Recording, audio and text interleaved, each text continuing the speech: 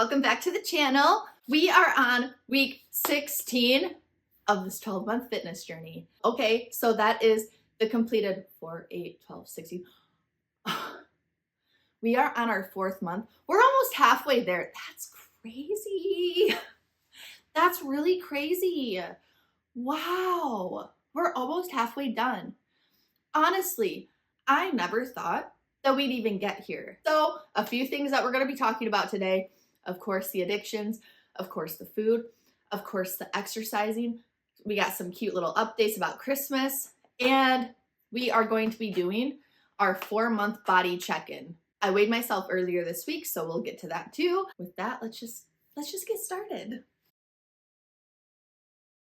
It's how many days that I have not smoked. This week went a lot better about the craving. I wasn't like super stressed. I feel like this week was quite an easy week for me. So I didn't like ever have that craving of wanting one like I did last week. Last week I was like pretty stressed out and just feeling weird. Where this week I felt really good. I think that just comes with the territory of addiction. You go through phases where you really want it and you miss that feeling of having that little high from it. But then, you know, the next day you're totally fine. So I think it's one of those things we're just gonna deal with for the rest of my life. So it's great. I love it. How many days that I have not drank? Same situation. This week, I didn't feel like I wanted to. I can't put myself into the situation of having like access to a full bottle of anything because then I just can't control myself. I'd rather just stay low, you know, not be around that type of situation and put myself at risk of falling back into it. So this week I made a meal plan. One night it was Mexican, one night it was pasta, and then one night I did breakfast for dinner. And I kept all of those very general so that I didn't feel like I had to stick to a certain particular dish. I realized that if I just kept it like very general and I said, okay, this night I'm having pasta, whatever type of pasta I'm feeling, but I'm gonna have pasta. This is where it gets a little crazy. And I need to say this and not get angry again. Tuesday night, I'm so excited because I went to the grocery store. I bought this very expensive bottle of Alfredo sauce. I'm not a fettuccine Alfredo person. I usually don't like the sauce, but I thought I'm not really feeling spaghetti, so maybe I'll try a nice version of a fettuccine Alfredo sauce and maybe I'll like it. And it's going to be something different. I'm going to grill up a chicken breast, dice that up and put it in, and I'm going to have a very beautiful dinner. My chicken is cooked beautifully. It's brown. The pan is a little bit glazed, and I'm excited. I pour the sauce in. I get all that browning together. Oh, it was beautiful. I get my pasta boiled. I add that in so that all the pasta gets coated with the sauce as well. And I'm just letting it just simmer on the stove. It's beautiful. My cats know they are not allowed to jump on the counters. I don't allow it. I don't like it because they put their feet into their kitty litter. Who knows what's all on the bottom of their feet? I am not a fan of my cats jumping on counters. I'm standing next to my pan and I'm just like savoring this. My cat jumps up into my pan of hot fettuccine Alfredo. When I tell you that cat was covered in sauce, I'm not exaggerating. He sprayed the pan everywhere, everything, sauce all over the wall, all over the counters, all over the floor. Of course, he's scared and he's probably burned because it's hot and it's boiling. He jumps off and he's running all over the house because he's freaked out. So that was my one day. Instead of eating pasta for dinner that night, because it had cat hair and cat paws and germs inside of it, and it was all over my counter instead of in my stomach, I decided to do my Mexican night as well. So I got a 2-for-1, you know? So for my burrito bowls, I do rice, ground up turkey, corn, and black beans. And I have my normal toppings, you know, you can do like cheese, lettuce, tomatoes, salsa, hot sauce, whatever. I did that instead because it was easy and fast to to make up for it because I was hungry and I was really sad, but it's fine. It's fine. It's great. So the next night I was really craving sushi. I went to the grocery store and I bought some good sushi because they make it fresh there and it's really good quality. So I had grocery store sushi for my Asian night. And then last night I did breakfast for dinner. So I did homemade pancakes and then I had some bacon and sausage, had a couple little pieces of that. Growing up, whenever my mom would make like breakfast for dinner, it was always like one of the best nights ever. So, you know, it's still one of those nostalgic meals for me. I think I'm addicted to making smoothies. I think that's my new addiction, that and caffeine. I just love making my smoothies in the morning and just like chugging it down, drinking it, and feeling like, okay, I did my good deed for the day and I haven't even left the house yet. So if you guys watched my last couple weekly check-ins, I was talking about having nuts in my car. So I went grocery shopping this week and I was looking through like their healthy snack aisle and I saw these yogurt covered raisins and they come in like these little individual boxes. I'm thinking, good, this will be great to just store in my car, have a little snack, and you know, when I don't have the nuts, I have these. When I opened the box, I tasted them and I thought, wow, these kind of taste like wax. Like they don't taste that good. But I ate it because I'm, you know how I am. I don't like to waste food. And I keep looking, I'm like, I need to like look into this a little bit because this is like straight wax taste. I see at the very last ingredient, it's shellac. The only shellac I've ever heard of is the shellac for your nails, like a gel type of thing. I wonder what that ingredient is. Like, it can't be the nail stuff. So I Google it, and Google tells me it's some type of like porous liquid from the certain type of bug, which I will put here. So I'm editing the video right now, and I decided to research a little bit more about this bug and shellac just to make sure that I had everything all straight. The female lac bug is what creates shellac. Shellac refers to the resinous substance secreted by the female lac insect, which is used both as a food glaze, often called confectioner's glaze, to create a glossy coating on candies, and as a wood finish due to its protective and aesthetically pleasing properties.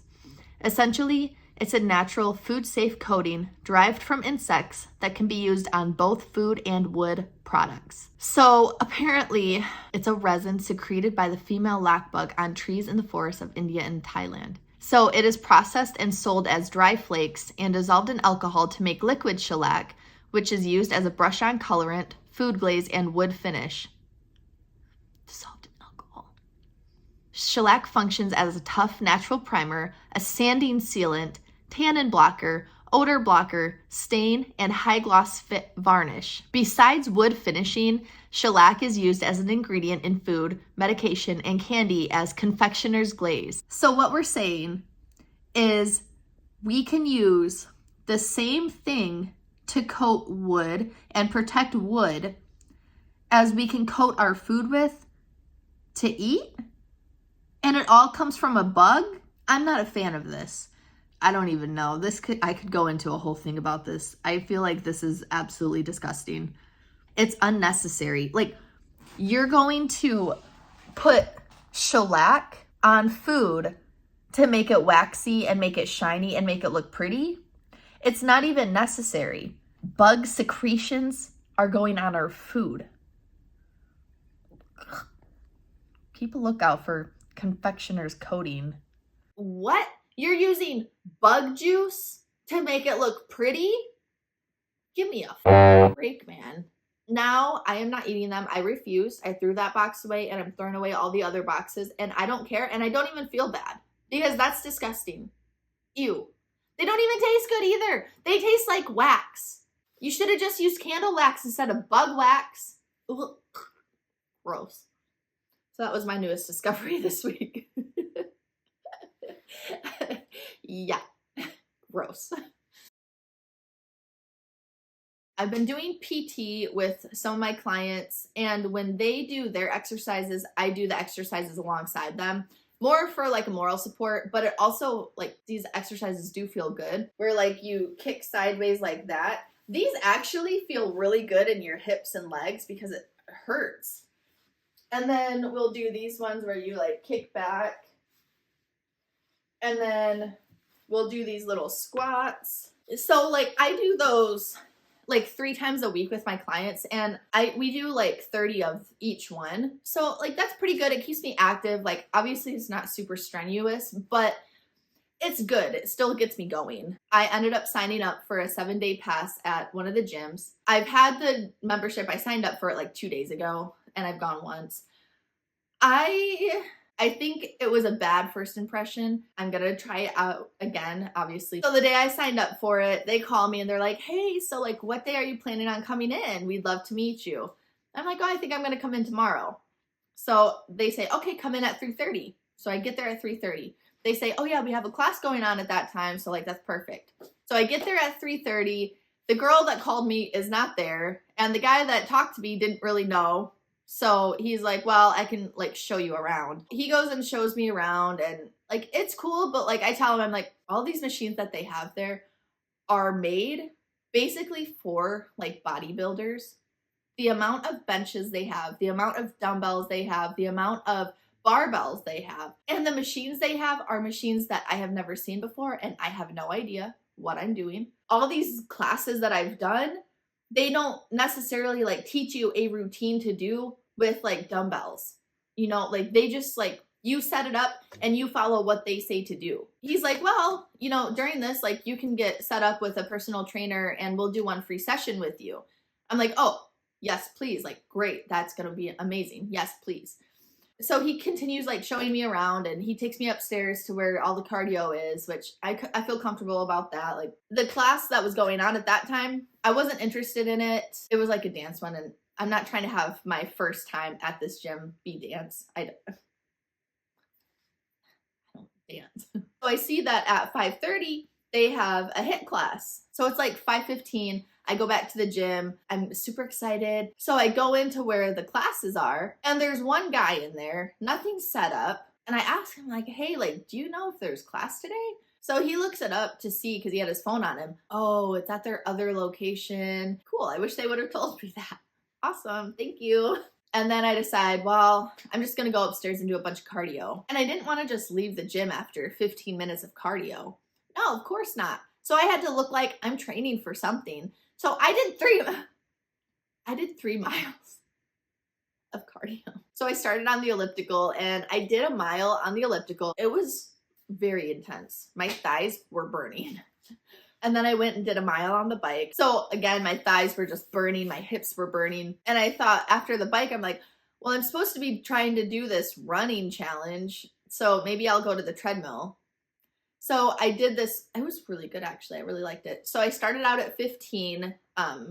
Like the height of it was 15, which is as high as you can go. And then I was walking at 3. And then after 5 minutes of that, I lowered it down to 12, but then I increased it to 3.1. And so then every 5 minutes, I would decrease the height, but then I would increase the speed.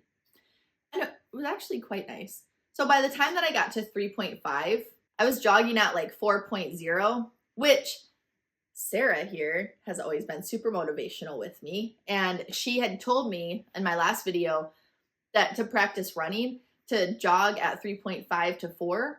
And then as I get more comfortable doing that, then to start increasing it. It was amazing. I was able to jog at 4 for, I don't know how many minutes. I should have looked to see how many minutes it was. I was able to, and I like was able to stop it before I was really dying and before my feet were about to give out on me. I'm going to continue doing that because that was good. So thank you, Sarah. Obviously, it's like none of their fault, really.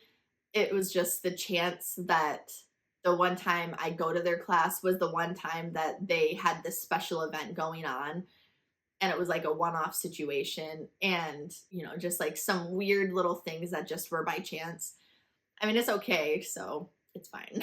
I did do some little workouts at home earlier this week before I got the membership. There was one night that I wanted to try doing some workouts and I did fine. It was mostly just me to see like what I can do with the equipment that I have at home. I've still been doing my push-ups, at least a couple every day, just to keep well lubricated, as I say about it. This week, I feel like has sped by really quickly, but I feel really good about it. I don't feel like I was out of control. I didn't feel like I was losing my schedule. I felt good this week, actually. And then this upcoming week during Christmas, I am working so freaking much. I told my work, give me all the hours you want so that other people can have the time off for, like, if they have a big family event. I don't have a bunch of family here, so I might as well just make the double time. But what I need to do is just make sure that all of my meals are prepped and planned and ready to go. That way I'm not just like, I get out of work and I'm starving and I go get fast food because I haven't eaten all day. Like, I need to make sure that my meals are in place and I am ready to hit the ground running. My best friend, she's out of town for Christmas, so we did our gift exchange this week. We each picked a theme. The theme she picked for me was to do fitness, and I will show you some of the things that she got me. She got me these grip socks for yoga. All grip, no slip, increased balance and stability. She got me a new yoga mat. It's House of Harlow 1960 yoga and Pilates mat with textured non-slip surface.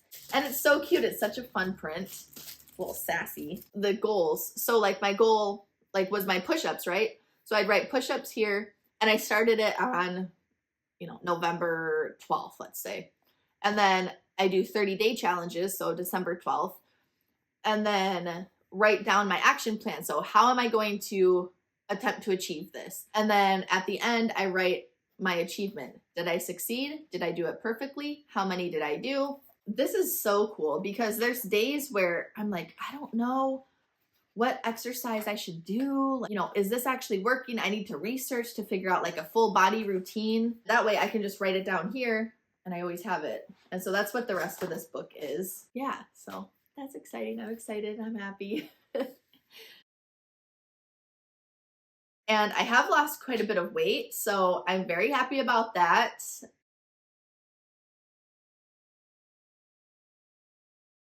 I guess with that, we're on week 16. We're almost to 17 now. That's crazy. Thank you guys for sticking along with me. I hope it's motivating you, and I hope that it's inspiring you to go on your own fitness journey. Make sure to leave comments about motivation and to keep me going on this and to keep getting better and better and better. And with that, I will see you guys all in the next video. Bye.